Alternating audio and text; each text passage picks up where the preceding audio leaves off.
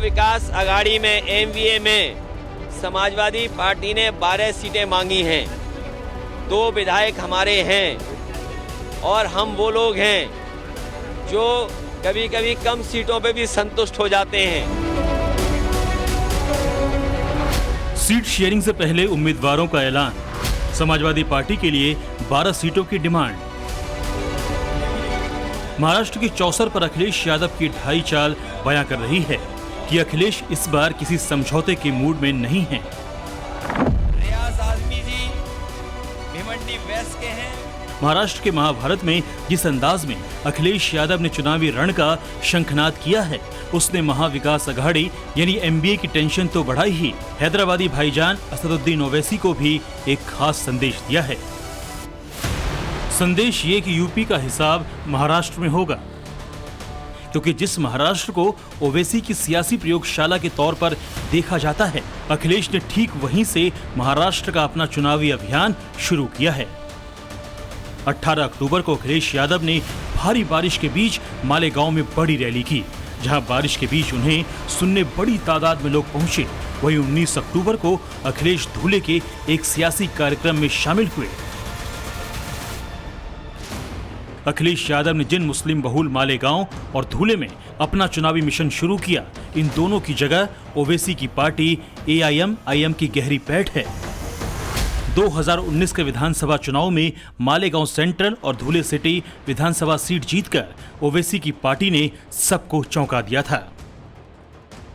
महाराष्ट्र के रण में अखिलेश के दमदार कदम से ओवैसी पर खतरा इसलिए है क्योंकि अखिलेश की नजर उसी मुस्लिम वोट बैंक पर है जिसके सहारे ओवैसी महाराष्ट्र में अपनी पार्टी को विस्तार देने की कोशिश कर रहे हैं, किंग मेकर बनने का ख्वाब देख रहे हैं। ओवैसी लगातार एमबीए में शामिल होने की कोशिश कर रहे हैं। ओवैसी और उनकी पार्टी के इम्तियाज जलील जैसे बड़े नेता लगातार एमबीए के नेताओं के संपर्क में हैं, लेकिन एमबीए में खुद सीट शेयरिंग के मुद्दे पर घमासान मचा है, लिहाजा ओवैसी को फिलहाल वहां नजरअंदाज ही किया जा रहा है। ओवैसी हरियाणा चुनाव का हवाला देकर एकजुट होकर चुनाव लड़ने की बातें लगातार कह रहे हैं, लेकिन उन्हें फिलहाल कोई घास डालता नजर नहीं आ रहा। अपनी पार्टी है वहां पर, हमारे स्ट्रांग पॉलिटिकल प्रेजेंस है हमारा वहां पर, और आज से 3-4 दिन पहले जो मराठा रिजर्वेशन के एक बहुत बड़े नेता है जनाब जरंगे पाटिल साहब से भी इम्तियाज जलील साहब जाकर बातचीत किए, बहुत देर उनसे बातचीत हुई। तो हम तो कोशिश कर रहे हैं। अब देखिए, अब ये हर पार्टी को अपना अपना काम करना है, मगर जहाँ तक हमारी पार्टी पर लोग जो हमेशा सवाल उठाते थे, मैंने दूसरी तरफ से, जनता तो नहीं, हम तो बता रहे हैं अब ये उनको तय करना है, नहीं तो हम तो लड़ेंगे चुनाव। हमारे एमएलए हैं, 2 एमएलए हैं वहाँ पर।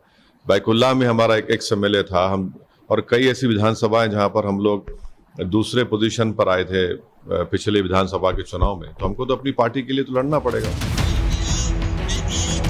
असल में महाराष्ट्र में अखिलेश का पूरे दमखम के साथ आना ओवैसी के लिए एक तरह से कोड़ में खाज वाली हालत जैसी है। वहीं जहां तक मुस्लिम वोट बैंक का सवाल है, तो महाराष्ट्र में उसकी हालत फिलहाल एक अनार 100 बीमार जैसी है। एमबीए के घटक दलों कांग्रेस और एनसीपी, शरद पवार गुट के साथ ही अब अखिलेश को भी मुस्लिम वोटों का ही सहारा है। वहीं महायुति का शिंदे गुट और अजीत पवार गुट की भी मुस्लिम वोट बैंक पर नजर है। ओवैसी समझ चुके हैं कि एनडीए अलायंस में उनके लिए नो एंट्री का बोर्ड लगा हुआ है। कोई भी झूठी उम्मीद पालना अब बेकार है, लिहाजा मजबूरी में अब वो एकला चलो के रास्ते पर हैं। एआईएम ने महाराष्ट्र की तकरीबन 30 विधानसभा सीटों पर चुनाव लड़ने का प्लान बनाया है। 5 सीट पर मुस्लिम उम्मीदवार भी ओवैसी ने उतार दिए हैं। ये सीटें हैं जहां पर मुस्लिम मतदाता 30% से ज्यादा हैं। ओवैसी को यह बात बखूबी पता है कि मुस्लिम वोट बैंक के दम पर ही वो अपनी सियासी जगह बना सकते हैं, और वो फिलहाल उसका ही नैरेटिव सेट कर रहे हैं।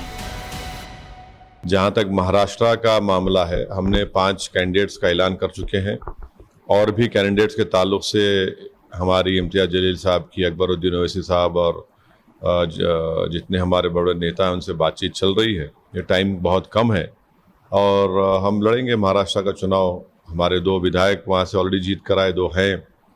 हमारी कोशिश होगी कि हम और हमारे विधायक की संख्या को बढ़ाएं, और साथ ही साथ हम ये भी उम्मीद करते हैं कि महाराष्ट्र की जनता दोबारा फडणवीस शिंदे की सरकार को अपना एतमाद नहीं देगी। मगर हमारी पूरी कोशिश यही है KMIM पार्टी के MLAs की तादाद में इजाफा हो, इम्तियाज़ जलील की लीडरशिप में हमारे ज़्यादा तादाद में MLAs जीत कर महाराष्ट्र की विधानसभा में गरीब और मजलूमों की आवाज़ को बुलंद कर सकें। असदुद्दीन ओवैसी की AIM-IM से लेकर समाजवादी पार्टी का सियासी आधार महाराष्ट्र की राजनीति में मुस्लिम मतों पर है। ओवैसी और अखिलेश मुस्लिम वोटों के सहारे ही यहां अपना खाता खोलने में कामयाब रहे हैं। ऐसे में अब ये देखना भी दिलचस्प होगा कि मुस्लिम वोट किसके साथ खड़े होते हैं। आंकड़ों के मुताबिक महाराष्ट्र में करीब 12% मुस्लिम मतदाता हैं। राज्य में करीब 45 विधानसभा मुस्लिम वोटर अहम हैं, जिसमें मुंबई की सीटें शामिल हैं। पिछली बार 10 मुस्लिम विधायक चुनाव जीते थे, जिनमें 3 कांग्रेस, 2 NCP, 2 सपा, 2 AIM-IM और 1 शिवसेना विधायक भी शामिल है। हैदराबाद के बाद अगर ओवैसी की पार्टी का कहीं थोड़ा बहुत जनाधार है तो वो महाराष्ट्र ही है। इसीलिए ओवैसी के लिए महाराष्ट्र का चुनाव किसी अग्नि परीक्षा से कम नहीं है। यही कारण है कि ओवैसी वक्फ से लेकर शिवाजी की मूर्ति तक हर मुद्दे पर मुखर हैं। सत्ता में मुस्लिम प्रतिनिधित्व का एजेंडा सेट करने की पुरजोर कोशिश कर रहे हैं। महाराष्ट्र में जो मुस्लिम सीटें ओवैसी की उम्मीद है, उन्हीं मुस्लिम बहुल सीटों पर अखिलेश भी दांव लगा रहे हैं। एसपी ने महाराष्ट्र में सबसे अच्छा प्रदर्शन 2009 में किया, तब उसने 4 सीटें जीती थी, लेकिन 2014 में ये संख्या घटकर 1 रह गई और 2019 में पार्टी के 2 विधायक ही चुनाव जीत सके। अभी शिवाजी नगर से अबू आजमी और भिवंडी पूर्व सीट से रईस शेख विधायक हैं। अखिलेश ने इस बार MBA के सामने कम से कम 12 सीटों की डिमांड कर दी है। साथ ही कांग्रेस को नसीहत भी दी है, जिसके बाद एक बार फिर ये साफ हो गया कि इंडी अलायंस में सीटों के मुद्दे पर अभी खींचतान बाकी है। आघाड़ी में MVA में समाजवादी पार्टी ने 12 सीटें मांगी हैं। 2 विधायक हमारे हैं और हम वो लोग हैं जो कभी कभी कम सीटों पे भी संतुष्ट हो जाते हैं। कम से कम सम्मान की तरह जिस तरीके से समाजवादी लोग यहाँ तैयारी कर रहे हैं, इरशाद हैं। कल हम लोग मालेगांव थे, क्या ऐतिहासिक कार्यक्रम था, बारिश के बाद भी लोग हटे नहीं, गए नहीं। तो ऐसे तमाम सीटें हैं जिनकी जानकारी हमने दे दी। जहाँ पार्टी मजबूत है उनकी सीटें भी हमने घोषित कर दी। हरियाणा की गलती हमें नहीं दोहरानी है। हरियाणा में जो हारे हैं उन्हें गलती नहीं दोहरानी है। और क्योंकि भारतीय जनता पार्टी बहुत ही होशियार पार्टी है, हरियाणा हारी हुई जगह पर उन्होंने सरकार बना ली। खबरों के मुताबिक महाविकास अघाड़ी यानी MVA में अब तक 278 सीटों पर सहमति बन गई है, लेकिन 10 सीटों को लेकर अब भी खींचतान चल रही है। उद्धव गुट इसमें 9 सीटों पर दावा कर रहा है। शरद पवार गुट 2 सीटों पर, जबकि कांग्रेस 6 सीटों पर अपना दावा कर रही है। संजय राउत कह रहे हैं कि जल्द ही पूरा फॉर्मूला सामने आ जाएगा। तय किया है कि आज रात देर तक चर्चा पूरी होगी और लगभग पूरा जो हमारा सीट शेयरिंग का जो काम है वो आज हम पूरा कर देंगे। मुझे लगता है अभी हमारे में कोई मतभेद कुछ नहीं, विवाद नहीं है।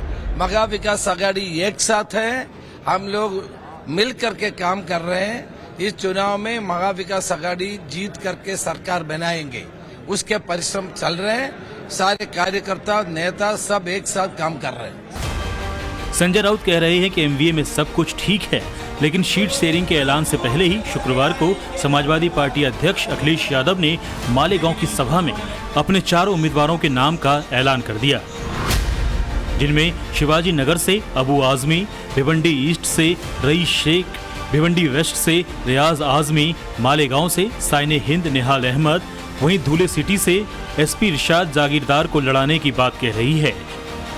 अखिलेश या तो बहुत जोश में है या अति आत्मविश्वास में। वो एक तरफ बिना सहमति के उम्मीदवार घोषित करने पर सफाई दे रहे हैं, तो दूसरी तरफ महाराष्ट्र के चुनावी नतीजों के साथ केंद्र सरकार की विदाई की भविष्यवाणी कर रहे हैं। अनाउंसमेंट इसलिए किया है कि यहाँ पर यही अच्छा काम कर रहे हैं। कम से कम हमारी पार्टी के लोगों की ताकत तो दिखाई दे। कल कोई बात हो कि पता लगे कि आपकी पार्टी नहीं है।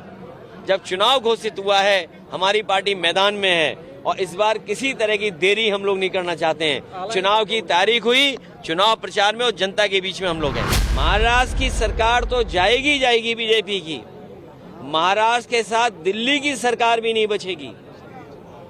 दिल्ली की सरकार भी जाने का काम होगा, क्योंकि दिल्ली की भी सरकार पूरे सहयोग और समर्थन वाली सरकार नहीं है।